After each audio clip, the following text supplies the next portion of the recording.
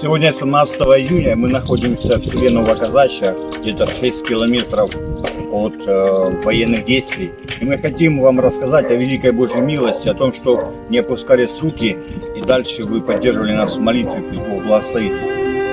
В этом селе буквально 100 метров, 150 мы собираемся, там проводим служение, раздаем хлеб.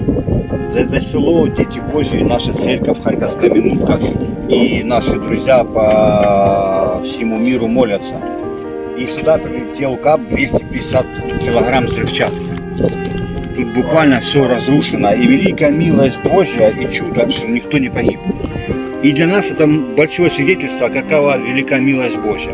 И за все села, где мы ездим, к сожалению, там есть прилеты, и Бог хранит детей своих, за тех, которых мы молимся. Пусть Бог благословит вас дальше молиться, поддерживать нас и тех людей, которые здесь находятся. Да благословит вас Господь.